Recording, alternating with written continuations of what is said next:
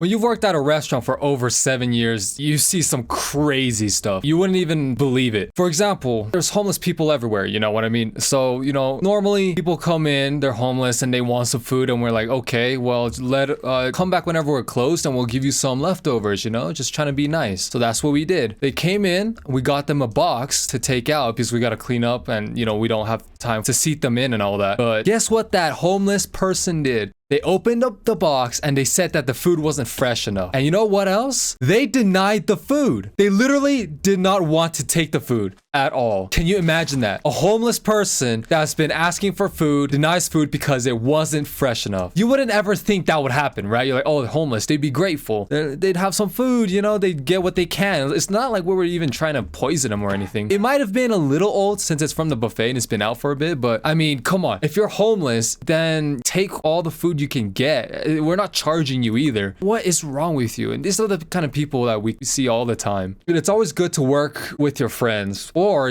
just be friends with your coworkers, and it makes the whole work experience a lot better. For example, I'm gonna call this guy a clown. I won't say his real name. Just keep that in mind. His name from now on is Clown. So one day, he's got a mop and he goes to mop the restrooms. So he goes in and some kid must have locked the doors inside and it was locked from the inside. Kids do that all the time. I have no idea what's going on in their head. So the clown decides to just hit the door over and over and over again. And it just would not open. And he keeps trying for like a whole 5 minutes. But then turns out there was actually a customer in there. He was like, yo, I'm in here, bro. And that's whenever he just left. Like, who does that? Usually you check to see if someone's in there, right? Where you knock, that hello's anybody here? No, not this guy, man. Not the clown. He just goes in. What? It's locked? The crazy thing is, that's not the only stupid thing he's done either. For example, the clown's position is to bring out food into the buffet and refill it. And sometimes it's busy, and I'm the only waiter there, and I have to take care of absolutely everyone that's in the front. That's cashing out, seating down, refilling drinks, cleaning tables, taking plates, dude, everything, right? So, there's gonna be times where people have to wait for refills, but there's a lot of impatient people, so they go up and ask the clown for a refill, and he goes, oh yeah, sure. He gets the drink. It happens to be a raspberry tea. Once he goes inside the station though, he doesn't know where the raspberry tea is. So instead of telling the lady anything about what's going on, he decides to just leave the drink there and resume his job and go back in the kitchen. He didn't ask anyone where the raspberry tea was. He didn't ask me to refill the drink. Nah, he just left it in the station and went back in the kitchen. There's some pretty nasty things you'd find in a public restroom. Like sometimes I don't even know what it is, and I wish I knew. Sometimes I'd go in there, right? And boom, the whole toilet is black. The water is black. The inside is black. The sides are black. And like, what is that? How do you even make that? I have no idea. And it is disgusting. I'm so happy that I'm not the one that has to clean that kind of stuff. It might just be the people in my area, but I have a feeling that it's not. I feel like it's across the whole world, but who knows? There was this one family, that comes over. So, I work at an Asian restaurant, so I give out fortune cookies. And the dad gets the fortune cookies from me, right? So the father gets the fortune cookies and throws it across the room. And then his daughter goes on all fours and runs after it and starts barking like a dog. It's actually crazy. Like, I remember doing that too, but like, it was never in public, and I did it like once when I was 6 years old or something. But no, they did not care at all.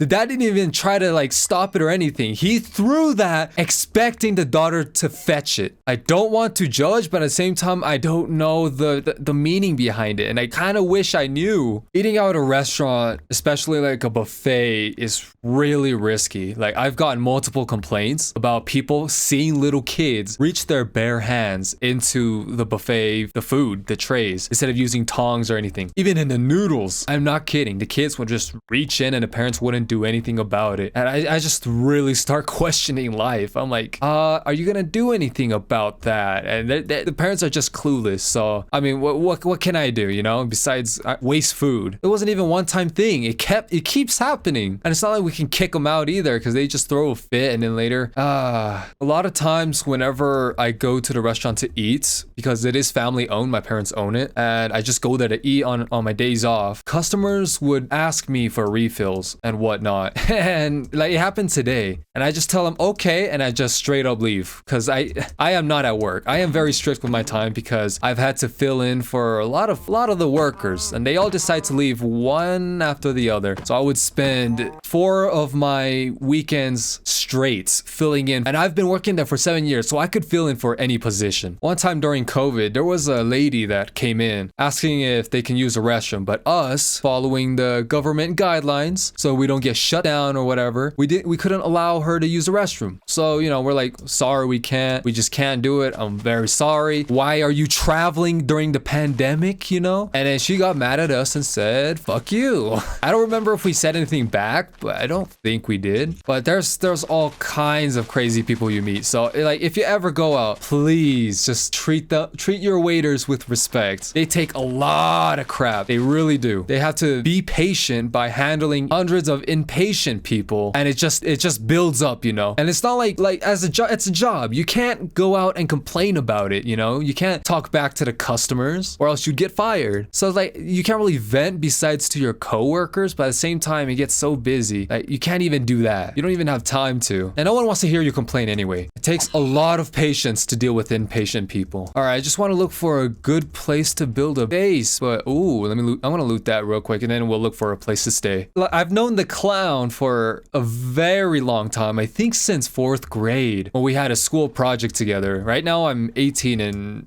I'm a senior. And yeah, I've known him for a very long time, but he's kind of a poser, you know. If it's just me and him, he's nice. He starts a conversation, talks about anything and all that. He laughs. But then if there's one other person around, then he just makes fun of you or just you know, just screams at you. It's like, okay, great. He's a weird person. He's a poser. He's a poser. That's just who he is, you know. What are we gonna do about it? But like he was hired because we were short-handed and my dad wanted me to find out if he wanted a job. So there he is. Now he's got the job. He's with us. He's been with us for a long time now. And once we had enough workers, you know, he was just like a guy to fill in for a second. But after a while, we're like, oh, we don't really want to, you know, get rid of a job for him. We want him to kind of stay, you know, because my parents feel bad for him, bottom line. So what they did was they made a position for him. They literally created a position so he can keep the job. That is commitment right there. So he does all kinds of crazy things. And since we know each other for a long time, he'd always try to show off or try and pretend to do something cool, but always fail. Like one time he had a pan. He came up to me. He's like, hey, watch this. He tries to flip it around, but it just lands on the floor with a loud bang. And he just looks around for my dad and gets all scared. And he just hurries back into the kitchen. And that's only scratching the surface on what he's done. I forgot what the conversation was, but he was doing a bunch of weird karate moves. And then all of a sudden he turns around. My dad was staring at him the entire time. He's like, oh.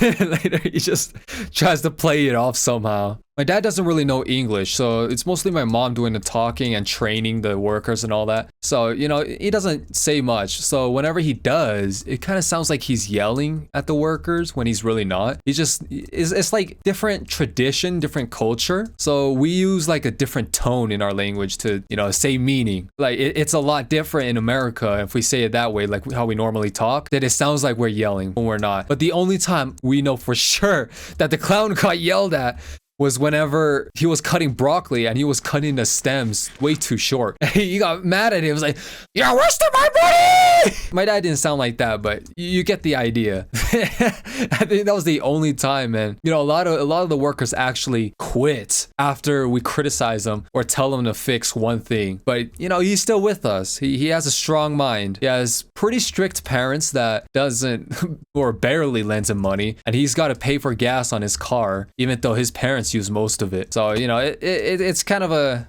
weird situation. That makes me wonder, like, do good people have to go through trauma at a young age? Like, you always see these good people, right? Or these ambitious people, whatever, but they were always beat when they were a kid or something like that. Like to hell, where they were abused. But like, you know, in movies, there's always the family, the rich family, where the parents have worked really hard, gone to college, got money, and boom, you know, had a kid, big old house, everything's set up. But then their kid is just a jackass. And he's just dumb and he just bullies other people, you know? No lives like that, you know what I mean? Or they become murderers or something like that. But then kids that grew up in trauma, you know, maybe lost a parent or two, you know, or parents died or something like that. I don't know.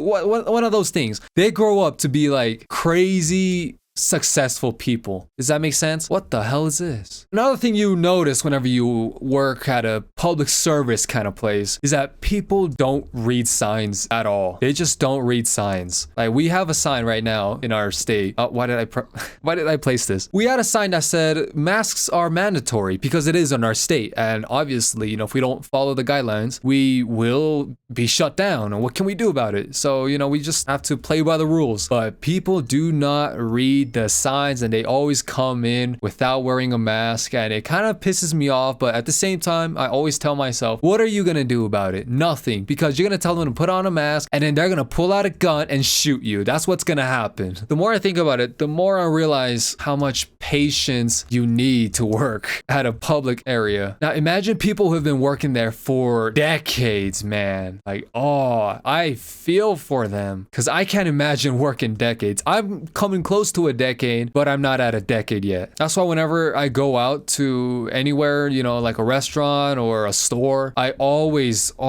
be nice to the people there because you do not know what the hell they've been through. Now, I believe that no matter what happens to you or how many bad people you meet or whatever happens, you shouldn't inflict that pain to anybody else, if that makes sense. Like, don't get mad at other people. Don't hassle. Don't give attitude to other people because another guy ruined your day. I remember one time when I was smaller at the same restaurant, I didn't exactly work there full time, but I had a helium balloon from a birthday party that was there. And then my sister challenged me to suck in the entire helium out of a whole balloon. And I was like, all right, bet. And I started going away and I was like, anyway, I woke up with tears in my eyes and I'm like, what in the world?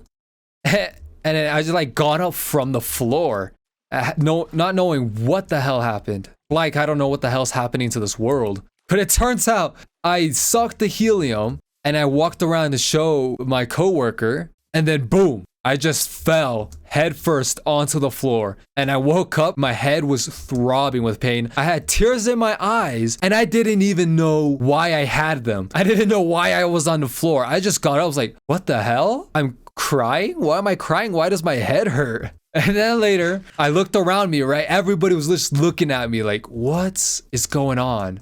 I'll never forget that day. When you don't really have anyone to talk to your problems about, it gets kind of lonely, especially when nobody else can relate to what you're saying, especially in your age group. That's a big one. Like, I'm 18 with over 7 years of work experience. Think about that.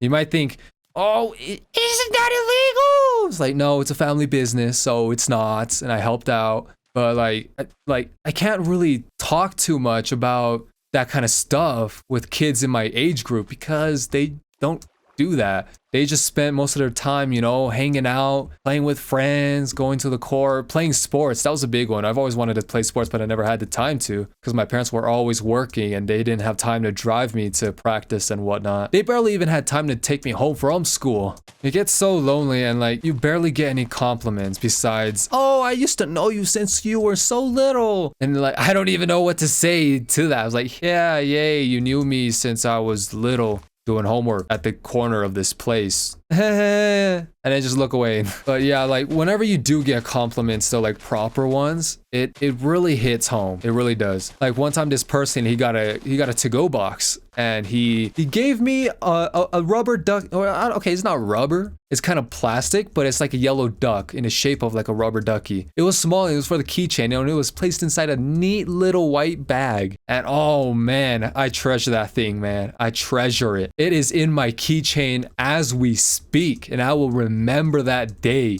And there's a lot of things I could talk about. A lot of things I remember. Being simple compliments and all that, but I think that's for another episode. So I don't know, I might end it here. I didn't even find a good house to put stuff in.